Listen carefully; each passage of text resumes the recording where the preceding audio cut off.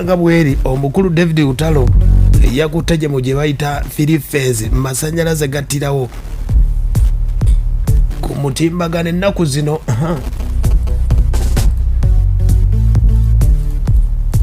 Amasanyalaze ga nuupu omukulu David Lutalo gamuyiseemu gatya.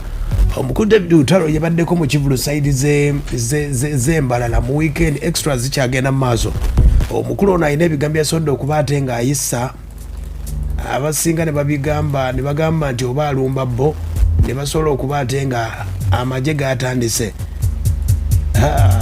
Amagye gye kagoze Bobi omukulu gwe bayita Lutalo embeera tebadde nnyangu wadde n'akamu. Ebigambo byatandika bwe biti yali mu Kivulu side zeeyo Embalala nga ye agamba bw'ati.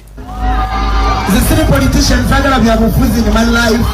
So sagala muntu ayawula bantu nga bantu. Oba wapate ki oba wapate ki ffe tuli bantu.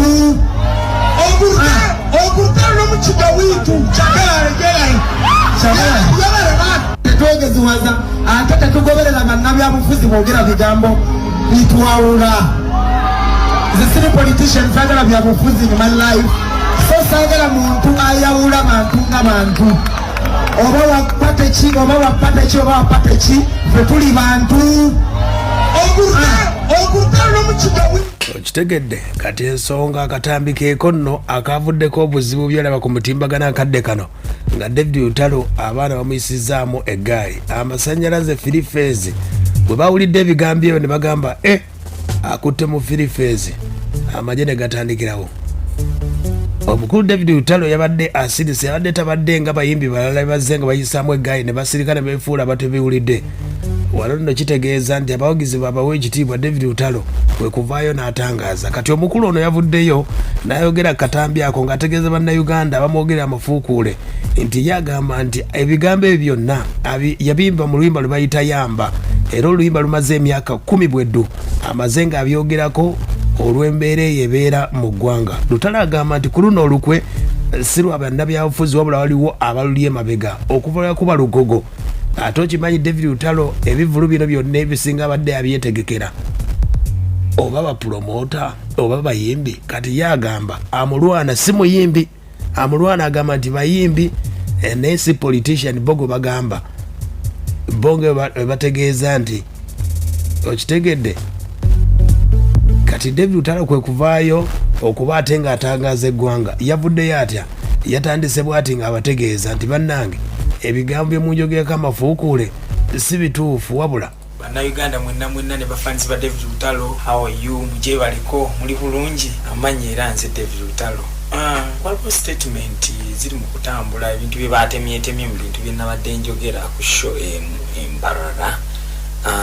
Oluyimba lwe nadde nnyimba ndiyimbidde emyaka 10 ndowooza.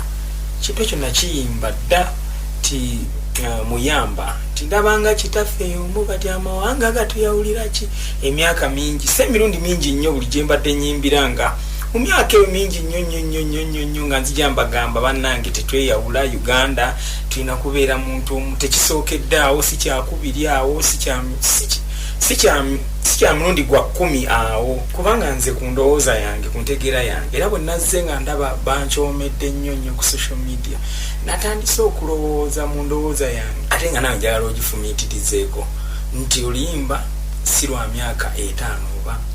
Okitegedde omukulu Lutalo ng'agamba oluyimba olwo olweyaggyemu ebigambo Yamba, lweyaggyemu ebigambo ebyo okubyogera. Yeebuuza lwaki asooka kujjuza lugogo ate ne batandika okumuyisaamu eggaali etali nnyangu. Naye ku bonna ku bantu ku bye boogerawo ani yeetaaga ennyo abantu nga bali wamu? Nze ne ndowooza era nga kye kituufu nti opposition eba yeetaaga nnyo abantu nga bali wamu okusinga. Ne ŋŋamba ani omutuufu ankuba. Lwaki mala kujjuza lugogo n'abooga nnyo n'eshe zisigadde zonna ne zibooga nnyo ne walyoka wabaawo kubanga opposition teyinza kwagala abantu kwawukana.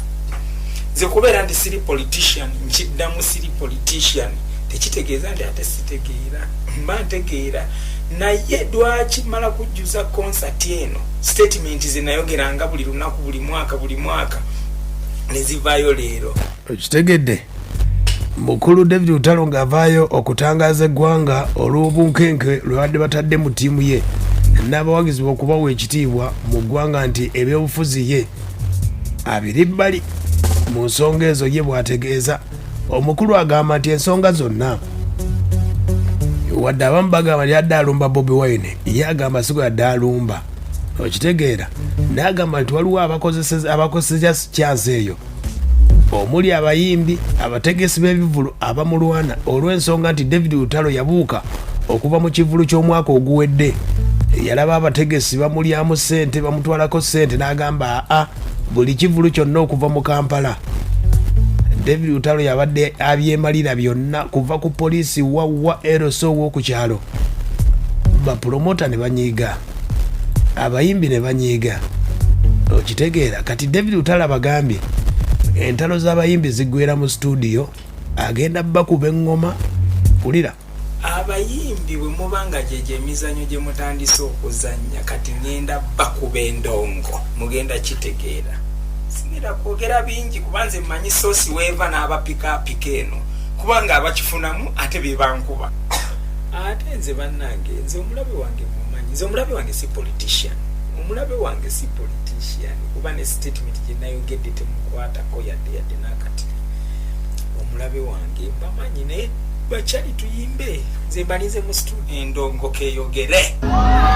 Nze siri politician, saagala byabufuzi in my life, so saagala muntu ayawula bantu nga bantu.